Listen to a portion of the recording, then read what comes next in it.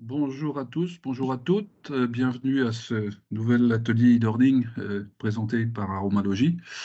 Donc aujourd'hui, le sujet qui va être discuté, c'est un sujet un peu d'actualité, le sujet de la prostate et des problèmes prostatiques au sens large.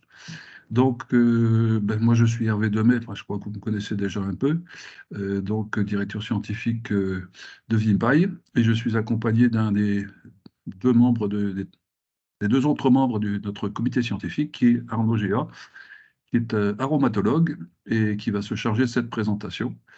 Donc, sans plus tarder, je vais laisser la parole à Arnaud, et ensuite, une petite demi-heure de présentation, et ensuite un quart d'heure pour les questions, les réponses, et voilà. Allons-y. Allez, bonjour à tous. On va discuter ensemble aujourd'hui donc d'un sujet d'actualité qui est donc la prostate. Alors un petit rappel avant de parler vraiment plus précisément de la prostate sur aromalogie. Vous connaissez tous les produits. L'idée c'est toujours d'associer deux catégories d'ingrédients. D'abord un support minéral marin, en l'occurrence de la coquille d'huître fossilisée, et des actifs végétaux. Alors pourquoi est-ce qu'on associe ces deux catégories d'ingrédients? Eh bien parce qu'en fait, le support minéral marin va permettre de rétablir l'équilibre acido-basique, et on sait que très souvent, beaucoup de problèmes, beaucoup de pathologies s'installent sur un terrain trop acide. Donc là, le but, c'est toujours d'alcaliniser le terrain, et on ajoute à cela des actifs végétaux, d'une part pour éviter les récidives, pour là aussi traiter le terrain et pour traiter les symptômes. Je crois que c'est vraiment la philosophie d'aromalogie, c'est ça, c'est à la fois de travailler sur le terrain et sur les symptômes, et ce sera, vous le verrez dans cette présentation, vraiment notre leitmotiv et notre fil rouge finalement qu'on va retrouver dans tous les aspects qu'on va développer. Alors, de façon un petit peu plus précise, chez Aromalogie, on a toujours un point commun, c'est de la coquille d'huître fossilisée, et on a ensuite deux gammes, une gamme aromathérapie. Bon, c'est évidemment à base d'huile essentielle, et une gamme algathérapie, là, qui va plutôt utiliser les algues. Et donc, avec ces deux gammes, on arrive à soulager les symptômes et vraiment rétablir un terrain physiologique optimal pour les patients. Alors, ici, dans le cadre de cet atelier, on va parler essentiellement de la gamme aromathérapie. Et donc, chez Aromalogie, il y a une vraie charte de qualité, des critères très précis pour élaborer les différents produits. Et vous les découvrez ici à l'écran. Alors, sans plus tarder, on va rentrer dans le vif du sujet et parler de la prostate. Alors, aujourd'hui, on le sait, hein, au niveau de la prostate, il y a quand même des tensions sur certains médicaments qui sont avec un approvisionnement un petit peu délicat. Et donc, chez Aromalogie, on a une solution qui est très pertinente, et vous allez voir dans cet atelier pourquoi justement le produit a été conçu tel qu'il l'a été. Et vous verrez qu'il y a vraiment une grosse réflexion sur les différents aspects qu'on a voulu cibler et quels étaient les ingrédients les plus indiqués pour justement soulager, améliorer et puis faire en sorte surtout que l'amélioration soit durable. Et donc, on verra tout ça dans la suite de cet exposé. Alors, un petit rappel pour commencer sur la prostate. Alors, je pense que tout le monde sait ce que c'est, mais ça va quand même toujours bien en rappelant quand même les points principaux. Donc, la prostate, elle a une particularité, c'est que c'est donc une glande qui n'est évidemment présente que chez l'homme, hein, et qui est située juste à la base, en dessous de la vessie. Et la prostate, elle va assurer finalement la réunion entre les canaux séminaux, donc tout ce qui va véhiculer des sécrétions sexuelles, et les canaux urinaires. Et c'est au niveau de la prostate que ces deux univers finalement se rencontrent. Et donc c'est ce qu'on voit sur ce dessin, sur ce schéma. On a ici les canaux déférents qui proviennent des testicules, et puis ces canaux déférents vont ensuite devenir des canaux éjaculateurs qui vont se jeter dans l'urètre au niveau de la prostate. Et donc, la prostate, finalement, va pouvoir véhiculer à la fois des sécrétions séminales ou des sécrétions urinaires en fonction des situations dans lesquelles on se trouve, évidemment. Alors, le souci, c'est que cette prostate, elle peut être l'objet de certains troubles. Et donc, on a deux pathologies fréquentes de la prostate. Et les deux plus fréquentes sont l'hypertrophie bénigne de la prostate, on abrège ça par HBP, et la prostatite.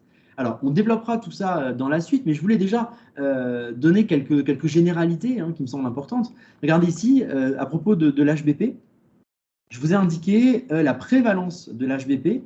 Et ce qui est intéressant, c'est qu'en fait, quand on parle de prévalence d'HBP, on ne peut pas donner une prévalence de façon générale, ça n'aurait pas vraiment de sens. on est obligé de la tronçonner par âge parce que la prévalence est très variable en fonction justement de l'âge de l'homme.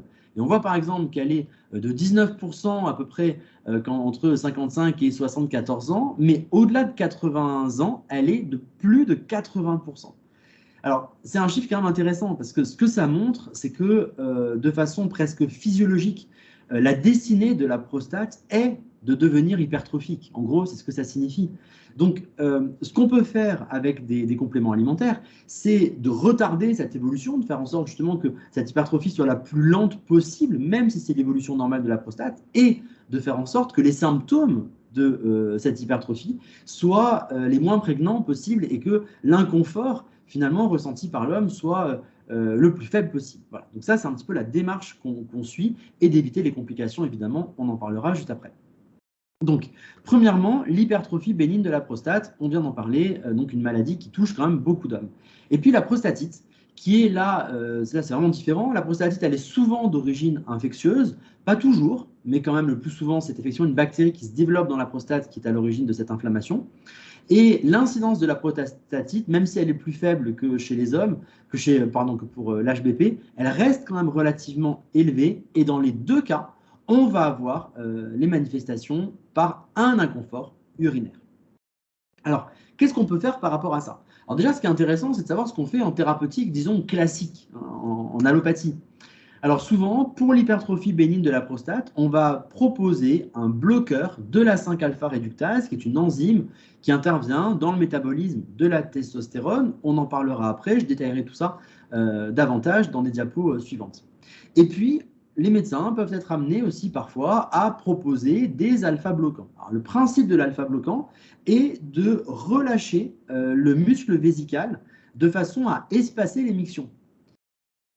Bon, alors, c'est sûr qu'au niveau du confort du patient, on peut dire que ça marche, hein, puisqu'il va avoir des mictions plus espacées, donc finalement dormir mieux, etc. Mais en même temps, ça amène à avoir une rétention d'urine, alors que quand même, la destinée de l'urine, c'est être évacuée. Et donc, ça peut poser parfois certains problèmes. Et donc, dans la démarche que nous avons suivie chez Aromalogie, c'est justement de ne pas du tout partir sur cette piste-là. Le but n'a absolument pas été de relâcher à tout prix le muscle vésical, mais plutôt de travailler sur la cause, de se dire pourquoi est-ce qu'on a un inconfort urinaire et de travailler là-dessus. Et donc, de notre point de vue, c'est évidemment plus efficace, mais surtout, ça respecte davantage la physiologie de l'organe, hein, du système urinaire de l'homme. Et c'est pour ça que, c'est vrai, les produits sont construits de manière, de notre point de vue en tout cas, très cohérente. Alors, pour résumer de façon plus détaillée maintenant les deux pathologies qui sont les plus fréquentes pour la prostate, donc la prostatite et l'HBP, on peut dire que la prostatite est souvent due à une infection et va se manifester par, d'une part, une inflammation. Hein, cette inflammation, elle va souvent se traduire par des œdèmes et donc un gonflement de la prostate.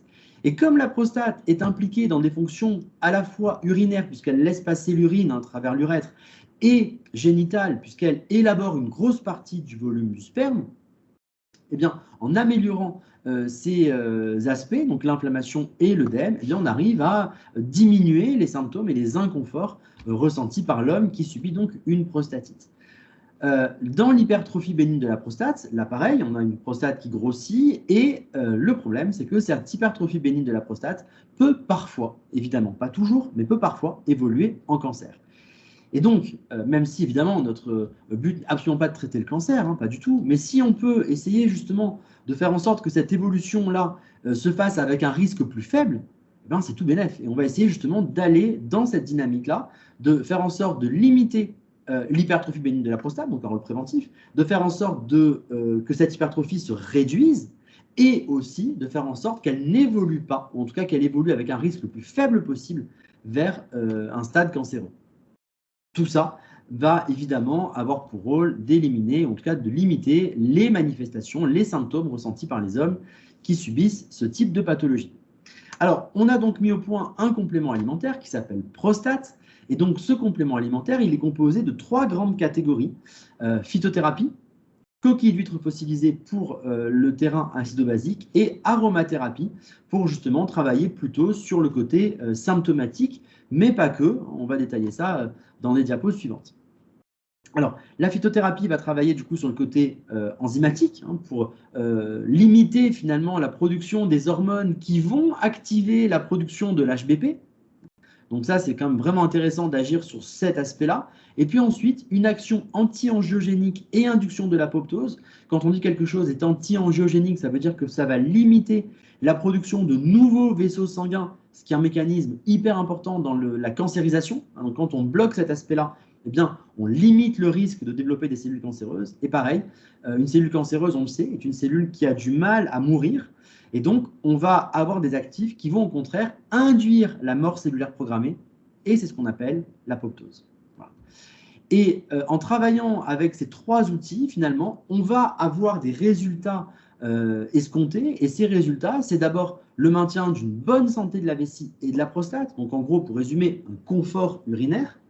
On va espacer, voire arrêter les réveils nocturnes, et on le sait, quand on a plusieurs réveils nocturnes, eh bien, évidemment, on dort moins bien, on se repose moins bien, et donc on a une baisse d'énergie au cours de la journée. Et même si le mécanisme n'est pas encore complètement connu, on sait aussi qu'un trouble de la prostate est associé parfois avec des problèmes dans la vie de couple, dans la sexualité, parfois des troubles de l'érection.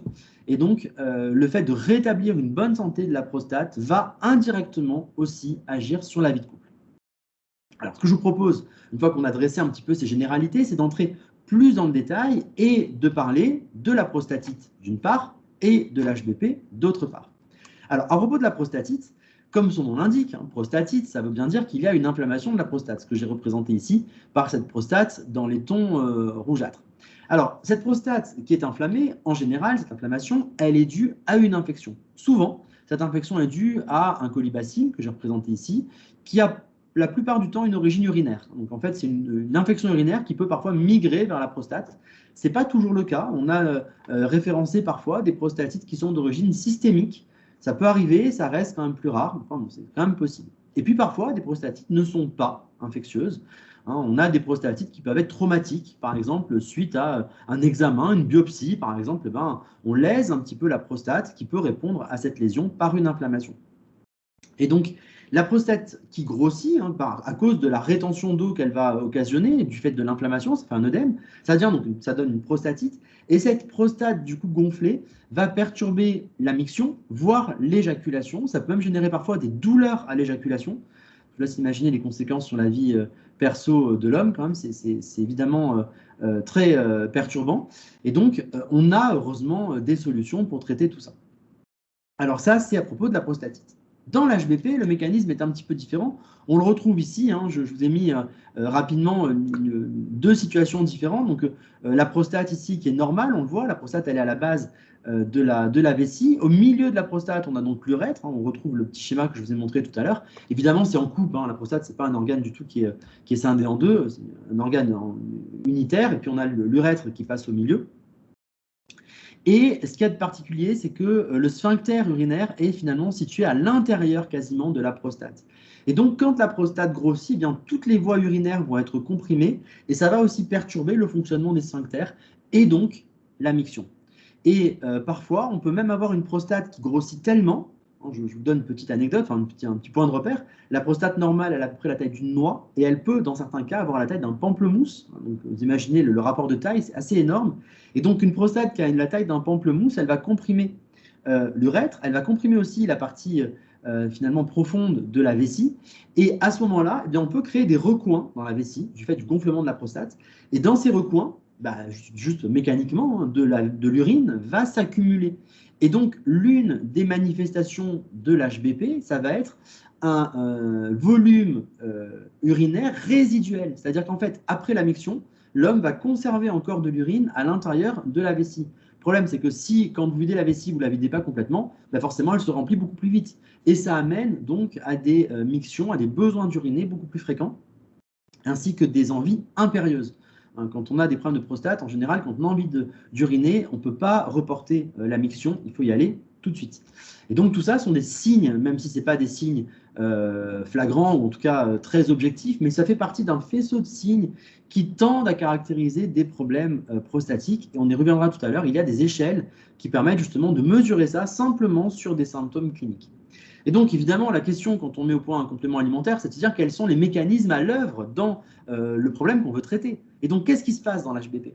En fait, ce qu'on sait, c'est que l'HBP est dû à une hormone qui s'appelle la dihydrotestostérone, qui est elle-même produite à partir de la testostérone grâce à l'action d'une enzyme qu'on appelle la 5-alpha-réductase. Donc, en gros, le mécanisme est assez simple. Il y a de la testostérone circulante qui est produite par les testicules. Cette testostérone est transformée par la 5-alpha-réductase en dihydrotestostérone qui, elle, va avoir un effet stimulant sur les tissus prostatiques. Et à ce moment-là, la prostate, elle gonfle, elle grossit. Ce n'est pas juste du liquide, c'est vraiment des cellules qui se développent à l'intérieur. Et donc, elle gonfle et elle s'adonne de l'HBP. Le problème, c'est que cette prostate hypertrophiée a plus de risques d'évoluer sous forme cancéreuse. Alors, on parle bien de risque, ça veut dire que ce n'est pas du tout systématique. On a des prostates qui peuvent rester au stade d'HBP et ne jamais évoluer en cancer. Et parfois même, on a des cancers qui peuvent apparaître sur une prostate de taille normale. Vous voyez, il n'y a pas de lien systématique ni dans un sens ni dans l'autre. Alors, qu'est-ce qu'on a choisi du coup quelle est la stratégie qu'on a choisie au niveau d'aromalogie? Eh bien, c'est d'utiliser des actifs végétaux, en tout cas à ce niveau-là, qui vont avoir une action inhibitrice sur la fameuse 5-alpha-réductase. Et donc, on a identifié le Prunus africana, le Sabal cerulata et les graines de courge. Alors, Prunus africana, c'est le prunier d'Afrique, tout simplement. Le Sabal cerulata, c'est le saut palmetto, qui est très connu aussi dans le monde de la pharmacie, puisque c'est un des ingrédients majeurs de beaucoup de médicaments qui sont enregistrés en tant que tels pour traiter l'HBP. Donc, vous savez, c'est ce petit palmier nain qui vit en Floride et les graines de courge. Je pense que là, tout le monde les connaît. Et ce qu'on voit également, c'est que le prunier d'Afrique, par exemple, non seulement va inhiber la 5-alpha-réductase, mais en plus, il va avoir une action anti-angiogénique et d'induction de l'apoptose qui va permettre de limiter les risques d'évolution de l'HBP vers la phase de cancer. Et donc, que contient concrètement le produit aromalogie? On va avoir différents ingrédients, alors des huiles essentielles, de la coquille d'huître fossilisée, mais je vous ai mis cette diapo pour que vous ayez les dosages précis, au moins vous voyez exactement de quoi est composé le produit. Vous avez aussi ici la posologie, 2 à 4 gélules par jour, on y reviendra tout à l'heure. Il y a un peu d'iode dans le produit parce qu'il y a des algues, mais ce qui est plus intéressant de mon point de vue, c'est d'étudier la composition du produit par rapport à la philosophie qui est derrière aromalogie. Et vous savez que dans aromalogie, on a 3 piliers. C'est d'abord de la coquille d'huître fossilisée pour rétablir l'équilibre acido-basique, parce qu'on le sait, la plupart des problèmes qu'on rencontre sont dus à un terrain trop acide. Donc là, on va alcaliniser le terrain grâce à la coquille d'huître fossilisée. Premier pilier. Deuxième pilier, de la phytothérapie. J'en ai un peu parlé tout à l'heure et j'en reparlerai encore. On a des plantes qui vont permettre justement de travailler à la fois sur la cause et sur les symptômes des problèmes prostatiques.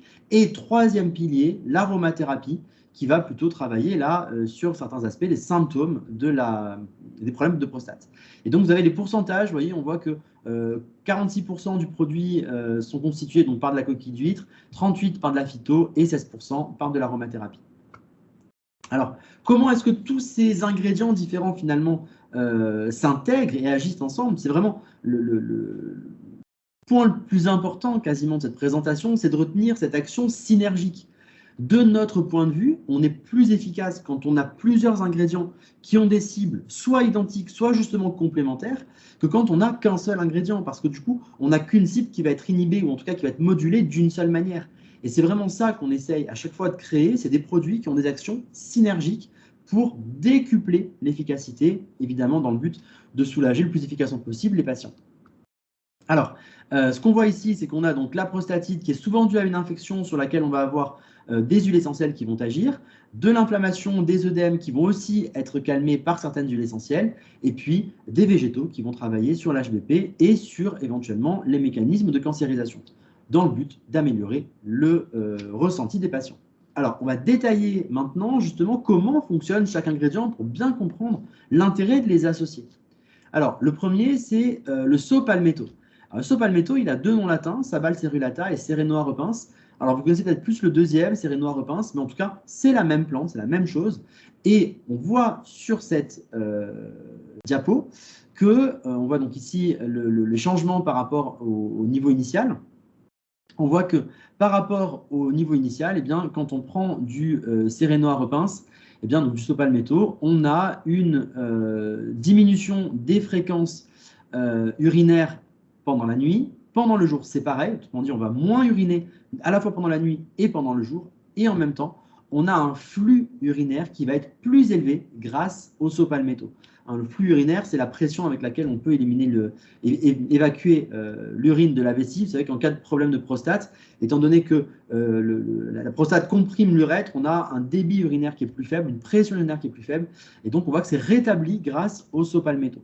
Au niveau du mécanisme d'action, on le sait, on l'a étudié, le sopalméto est un inhibiteur de la 5-alpha réductase, et donc je vous rappelle, en agissant là-dessus, on s'oppose, en tout cas on réduit la formation de dihydrotestostérone, ce qui va du coup aussi réduire le signal envoyé à la prostate, qui elle-même donc prend ce signal comme devant se multiplier. Et donc, on va travailler sur l'hypertrophie grâce au sopalméto. Deuxième extrait végétal, c'est le prunier d'Afrique. Et donc, sur cette image, ce qu'on voit, c'est une étude qui a été, donc, comme toutes les études que je vous montre ici, publiées dans une revue à comité de lecture. On voit que sur plein de paramètres urinaires mesurés, on a une nette amélioration. Regardez par exemple sur le volume urinaire résiduel, donc après la miction, on voit que c'est largement diminué lorsque le groupe est traité par le prunier d'Afrique. Hein, c'est très net. Avec les petits ronds, c'est le prunier d'Afrique, et avec le triangle, c'est le groupe placebo. Pareil avec le débit urinaire, et pareil avec les fréquences de miction. On voit que tout ça est diminué, et le volume évacué est aussi plus important quand on a du prunier d'Afrique en présence. Et donc, quels sont les mécanismes d'action à l'œuvre avec le prunier d'Afrique? On a une action anti-inflammatoire. Donc ça, évidemment, c'est intéressant sur l'HBP, mais surtout sur la prostatite. C'est un décongestionnant, inducteur de l'apoptose, et avec une action anti-angiogénique. Donc en fait, l'intérêt de ce type d'ingrédient, hein, si je reviens un petit peu en arrière, c'est de travailler à la fois sur la cause de l'HBP. La cause de l'HBP, c'est la dihydrotestostérone. Donc, on travaille sur la cause et en même temps sur la conséquence potentielle de l'HBP, qui est son évolution en cancer. Et donc, grâce à un seul ingrédient, on a cette double action. Et évidemment, on comprend bien que dans les problèmes de prostate qui sont très fréquents après 50 ans, c'est évidemment pertinent d'intégrer cet extrait-là dans le complément alimentaire. Et puis, le troisième extrait qu'on a choisi d'intégrer dans le complément prostate, ce sont des graines de courge. Pourquoi les graines de courge? Eh bien, parce que, on le voit, les graines de courge vont permettre d'améliorer les symptômes ressentis par les patients. Donc, l'IPSS est un score relativement subjectif qui, en fait, permet d'évaluer les symptômes ressentis par des problèmes prostatiques. Et donc, ce qu'on voit ici, c'est qu'en diminuant ce score, eh bien, ça veut dire qu'on traduit moins de symptômes prostatiques. Par exemple, moins de fréquence de miction la nuit, un G qui va être plus puissant, une capacité de reporter une miction, et ainsi de suite. Tout un ensemble de notes qui permettent d'évaluer de manière clinique, hein, non invasive, la santé de la prostate. Et on voit qu'on a le même type d'amélioration quand on mesure les fréquences de miction nocturne. On est à plus de 2 sur le baseline et on tombe quasiment à 1,5 après 3 mois de traitement avec simplement des extraits de graines de courge à 33 mg. Des extraits de graines de courge, pardon, excusez-moi, 33 mg, c'est ce qu'il y a dans notre produit, hein, ce n'est pas ce qui a été testé ici. Voilà, le mode d'action des graines de courge, c'est d'être donc inhibiteur de la 5-alpha réductase et d'être décongestionnant prostatique. Donc on voit qu'on a 3 extraits végétaux qui agissent sur à la fois l'hypertrophie de la prostate grâce à l'action 5-alpha réductase et sur le gonflement de la prostate qui peut être lié à un œdème par exemple par une action décongestionnante. On a ensuite des huiles essentielles qui vont être ajoutées au produit. Et là, le rôle principal des huiles essentielles, c'est vraiment de travailler sur à la fois la cause et les manifestations plutôt au niveau de la prostatite, avec des problèmes infectieux souvent dus à Escherichia coli. Et donc, on va traiter ça grâce au clou de girofle et à la sarriette des montagnes. La sarriette des montagnes contient du carvacrol qui est très efficace sur Escherichia coli, donc évidemment intéressant dans les prostatites infectieuses. Le clou de girofle qui contient de l'eugénol qui a aussi une action antibactérienne avec un fort tropisme sur le système urogénital.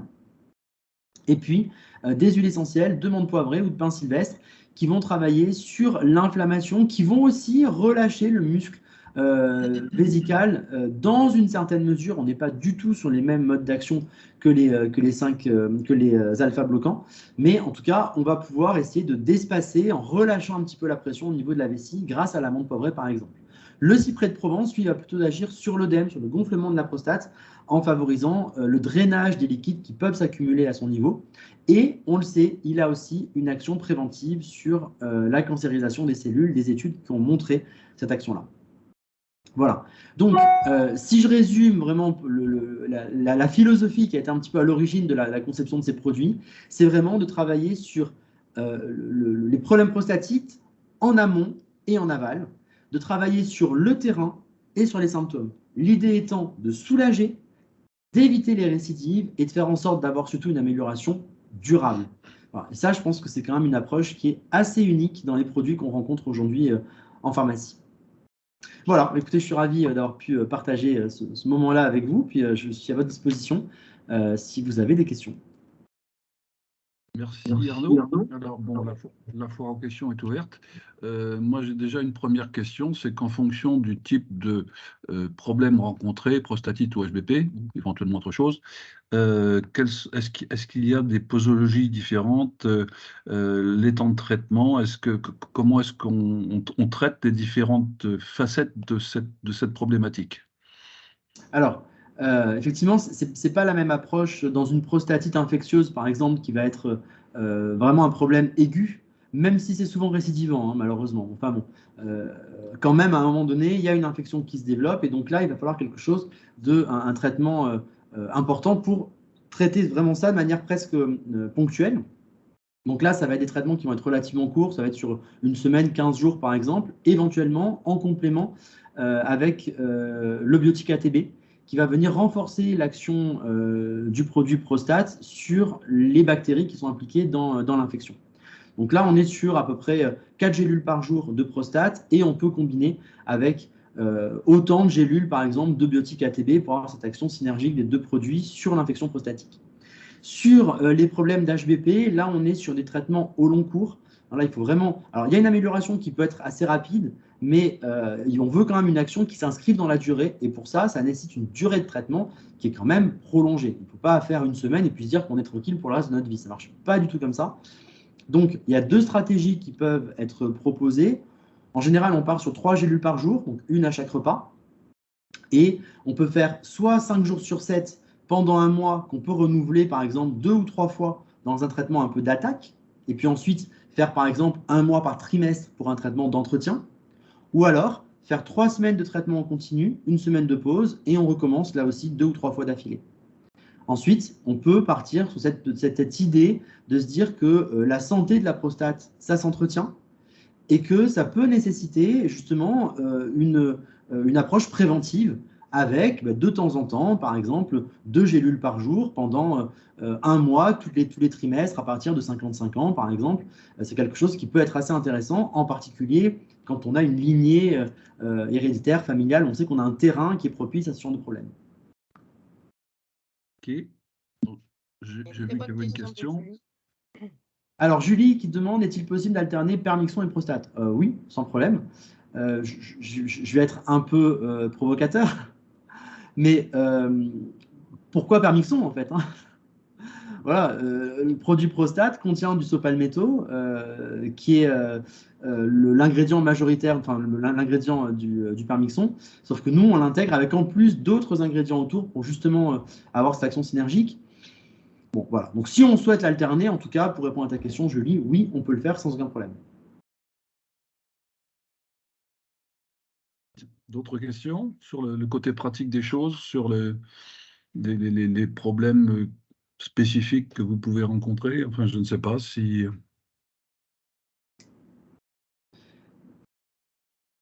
C'est... Tous les 3 mois. Tous les 3 mois. Tu veux dire quoi? L'alternance, Julie, c'est ça ce que tu veux dire? Oui, en alternance, 3 mois de permission, 1 mois de prostate, voilà. Si tu veux. Si tu veux. Encore, si jamais le permission est prescrit, notamment tôt, en fait, chez le patient. Oui. Disons que si vraiment il y a un désir fort d'utiliser le permixon, oui, ça peut tout à fait s'envisager de cette façon-là. au moins ça permet quand même d'utiliser aussi le côté synergique du produit prostate qu'il n'y a pas chez Permixon et qui est, voilà, on l'a vu, hein, qui est quand même vraiment pertinent. Hein, cette association de produits alcalinisants, de phytothérapie, d'aromathérapie, c'est quand même assez unique et je pense que c'est dommage de s'en priver. Donc si vraiment on souhaite utiliser Permixon, l'alternance, c'est effectivement peut-être une bonne stratégie, je dirais. D'accord. J'ai une autre question. Oui. Chez un homme de 60 ans présentant vraiment aucun symptôme, sauf que la PSA est très élevée, est-ce qu'il est possible d'utiliser le produit Postat et quelle posologie et dans quelle durée? Combien de temps? Ouais. Alors, ouais, clairement, si un PSA trop élevé, c'est certain qu'il faut. On a tout intérêt à utiliser le produit prostate, hein, ça c'est sûr. Sur plusieurs mois, Ah bah oui. Bah quitte oui. à que ce soit à vie. Ah oui, oui, oui. Tant que tu fais des fenêtres thérapeutiques, tu peux vraiment partir là-dessus. Hein. Ouais. Merci. Alors, ce qui est surprenant, c'est que, enfin, moi, ce qui me surprend, c'est qu'on puisse se retrouver dans cette situation-là, a priori sans symptômes. Est-ce qu'il y a une explication? Ouais. Alors, attends, excuse-moi, du coup, il y avait une question qui est apparue, du coup, je l'ai lu aussi, j'ai été déconcentré. Oui, tu disais, est-ce qu'il y a une explication? Alors, oui, en fait, selon la forme que va prendre la prostate et la zone qui va gonfler, en fait, elle peut se manifester. On peut avoir des symptômes qui vont être plus ou moins évidents. Et c'est vrai qu'il y a des hommes qui peuvent avoir comme ça une prostate qui grossit un petit peu, avec donc une traduction au niveau des PSA, mais qui ne vont pas forcément se traduire par des troubles urinaires. Et après, il y en a d'autres qui vont avoir une prostate qui grossit un peu, mais qui va rapidement comprimer l'urètre. Et là, il y aura très vite des troubles urinaires. Ouais. Donc, ça veut dire concrètement, bon, dans un cas, ça se développe plutôt de façon concentrique. Ça. La concentration s'exerce essentiellement sur l'urètre, alors que dans les autres cas, c'est plutôt périphérique. C'est ça. OK. Alors après, il y a Corinne qui disait qu'on voit dans le book donc une fonction de maintien de la fonction urinaire normale. Et donc, est-ce qu'on pourrait proposer le produit prostate dans une démarche préventive? Oui, alors complètement. Je pense que c'est même quelque chose qui devrait presque entrer dans les mœurs. Hein. On sait aujourd'hui que, je l'ai dit au départ, que la prostate, elle a tendance à grossir quand on vieillit. Et donc, c'est intéressant de partir sur un aspect préventif. À 3 par jour, oui, mais par contre, pas en continu. Hein, là, pour le coup, c'est ce que j'ai dit tout à l'heure, peut-être 1 mois par trimestre, ça peut être pas mal. On se fait comme ça des cures dans l'année et ça va permettre d'avoir ce côté préventif et puis aussi en même temps, voilà, de ne pas envoyer un signal permanent alors que ce n'est pas forcément nécessaire. Quoi. Il y avait une question aussi tout à l'heure sur éventuellement une alternance entre un produit qui est souvent prescrit au niveau de la prostate et notre produit prostate. Et donc, je réponds un peu d'une autre manière. On peut tout à fait combiner les deux, alterner les deux, et c'est quelque chose qui est tout à fait possible. Mais on peut aussi remplacer ces produits qui sont souvent prescrits par le produit prostate qui, lui, a l'intérêt de combiner plusieurs ingrédients par rapport à beaucoup d'autres produits qui n'en ont qu'un seul. Nous, on a cette action synergique qui vient en plus. Quoi. Merci beaucoup. Arnaud, merci pour vos questions. Moi, j'avais une autre question en ce qui concerne justement, est-ce que le fait d'avoir une activité sexuelle régulière permet justement un meilleur fonctionnement de la prostate? Voilà, à contrario, voilà, quelqu'un qui n'a pas une activité, que ce soit seul ou accompagné d'ailleurs, voilà, est-ce qu'il aura plus de risques de développer justement, une atrophie, ou quelque chose ou une dégénérescence? Puisqu'on sait qu'il y a beaucoup de, quand même de réactions biochimiques, qui se passent dans notre corps à tout niveau, émotionnel, enfin et cetera. Donc ça a forcément un impact. Voilà, j'aimerais avoir des éclaircissements à ce sujet parce que ça peut être des questions comptoir, effectivement, alors les gens ne vont pas l'exprimer Ouais, comme ça, hein, bien sûr, mais voilà. alors, c'est vrai que ça a été beaucoup étudié.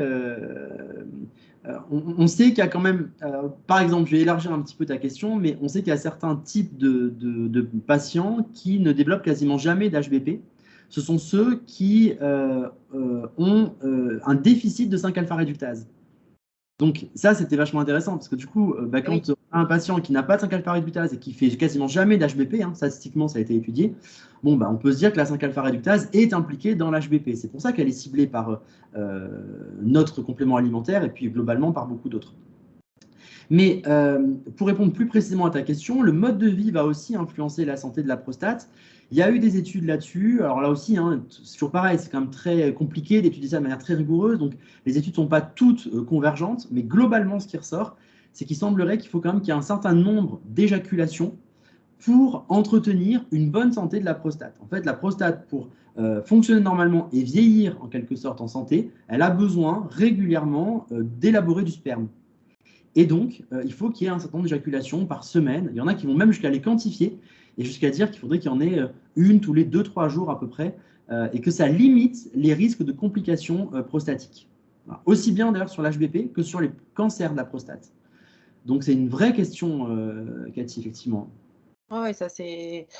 Il y a des gens qui. Est-ce que ça a un rapport aussi avec la petite enfance? Ça, c'est des choses aussi qu'on peut avoir, c'est-à-dire comment justement est-ce qu'il y a une entrée dans la vie sexuelle? Est-ce qu'il y a une enfin, liée à la masturbation, enfin justement au jeune ado qui grandit, quoi. Est-ce que il y a des choses qu'on a observées ou dans des études de voir euh, Pas à ma connaissance. J'ai pas lu même au comme ça. niveau sociétal, environnemental, voilà. Statistiquement, ça me semble quand même très compliqué à mettre en place d'un point de vue même méthodologique. En tout cas, non, cette influence de l'entrée dans la vie sexuelle de l'adolescence par rapport au vieillissement de la prostate, si je traduis un peu ta question, j'ai rien lu là-dessus. D'accord. Et pour faire une étude complète, il faudrait commencer à 13-14 ans et la mener jusqu'à 80. Donc, Oui. ça prendrait, ça peut s'envisager, mais je crois que Ah. celui qui va lancer l'étude, il verra pas la fin. Il la conclura pas, ouais, c'est ça. Julie a une question. Alors, Julie, oui, il y a une question intéressante. Est-il possible de proposer le produit prostate en cas de trouble de l'érection? Donc, à un patient qui consulte, qui va en cas de comptoir, il demande il a un problème d'érection, et donc, est-ce qu'on peut proposer le produit prostate? Alors, oui, c'est possible. Peut-être que là, il faudrait investiguer un petit peu plus, poser d'autres questions. On le sait, les troubles de l'érection peuvent être dus à des problèmes prostatiques. Donc, peut-être poser quelques questions à côté, puis du coup, ça peut permettre rapidement de savoir si la prostate est impliquée. Typiquement, est-il possible de reporter une envie d'uriner? Combien de fois le patient se lève-t-il la nuit pour aller faire pipi? Voilà, tout genre de questions, c'est des questions qui sont quand même assez simples, qui ne sont pas trop gênantes, qu'on peut poser à un comptoir et qui peuvent du coup rapidement permettre d'orienter vers le produit prostate ou pas. Après, on a aussi d'autres, dans notre gamme, on a quand même aussi d'autres compléments alimentaires qui peuvent être intéressants dans les troubles de la libido. Mais le produit prostate, en tout cas, peut être indiqué, oui, clairement. Quel que soit l'âge. Non, je n'aurais pas tendance à dire quel que soit l'âge, non. C'est quand même un produit qui est indiqué, qui a été conçu pour traiter les problèmes de la prostate qui interviennent quand même globalement plutôt, on va dire, à partir de 45 ans. Oui, donc libido plutôt après 45 ans. C'est pas un jeune de 20 ans qui va arriver au comptoir. Prostate avant, non. Problème de libido avant 45 ans, voilà, comme tu dis, Cathy, un jeune de 20 ans, on ne part pas sur prostate, donc clairement. Donc, il y a certainement autre chose qui doit être responsable de cet état.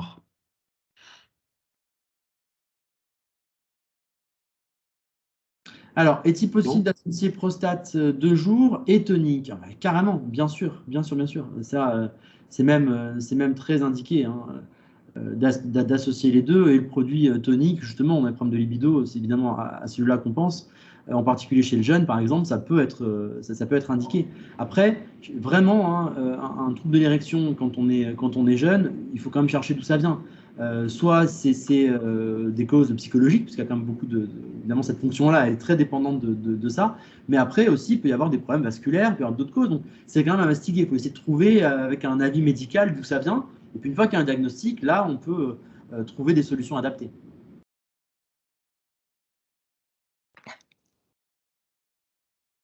Bien. Est-ce qu'il y a encore éventuellement des questions sur le sujet? Alors, j'en ai encore une. J'ai eu le cas d'un pharmacien qui a donné le produit Prostate pour un jeune homme de 35 ans qui se plaignait d'infection urinaire. Est-ce qu'il a bien fait de lui donner ce produit-là? Alors, oui, il n'y a pas de problème. On est sur des huiles essentielles qui vont agir sur les problèmes urinaires, y compris chez l'homme, donc il n'y a pas de souci. Disons que je pense qu'il aurait peut-être eu intérêt à partir peut-être davantage sur un antibiotique ATB. En tout cas, ce n'est pas du tout une erreur que de proposer Prostate dans un cas d'infection urinaire, hein, même chez l'homme, ce n'est pas problématique. Oui, enfin, c'est peut-être pas le plus ciblé, puisqu'il y a aussi dans la gamme le produit urinaire, et qui est souvent associé à biotique ATB. Donc, c'est un peu surprenant quand même qu'il soit parti sur cette option-là, qui n'est pas la plus ciblée pour l'infection urinaire. Peut-être qu'il ne savait pas qu'on avait aussi ce produit dans la gamme, je ne sais pas, ou il ne l'avait pas disponible ce jour-là. Il peut y avoir d'autres explications. Oui, c'est possible. Peut-être qu'il y avait aussi des symptômes que le client avait donnés et qui a orienté le pharmacien vers cette proposition, hein. Je pense que la question de Corinne est très pertinente, liée au terrain, due à la présence du girofle et la sarriette des montagnes dans le prostate, du coup, qui pourrait justement faire en sorte que c'est plus adapté à l'homme. Oui. Alors oui, et puis psychologiquement parlant, voilà, il a préféré donner le Prostate en fait, qui est plus ciblé pour les hommes, vous voyez, dans la démarche. Intéressant. Ouais, je comprends. Voilà, moi je pense que le produit a été vraiment conçu par rapport à des problèmes de la prostate. Si on est sur quelque chose qui est plus globalement urinaire, et si du coup le pharmacien voulait quelque chose de moins typé, de moins genré, le produit biotique ATB me semble très indiqué. Eh bien, je pense qu'on va pouvoir clore cet atelier. Merci encore Arnaud pour toutes tes explications et cette présentation parfaitement claire. Donc, nous serons heureux de vous retrouver dans un mois, je crois que c'est le 1er juin, pour un nouvel atelier, a priori, si rien ne change d'ici là, qui sera consacré à la problématique de l'iode en rapport avec les compléments alimentaires qui contiennent de l'iode à travers principalement les algues. Voilà. Sachez aussi que cet atelier a été enregistré et qu'il sera donc tout à fait possible de revenir dessus quand vous le voudrez sur la chaîne YouTube de laboratoire Aromalogie. Merci à tous, merci à toutes pour votre attention et pour vos questions tout à fait pertinentes. Et puis donc, bon après-midi à vous et puis à très vite. Merci, au revoir. Merci beaucoup.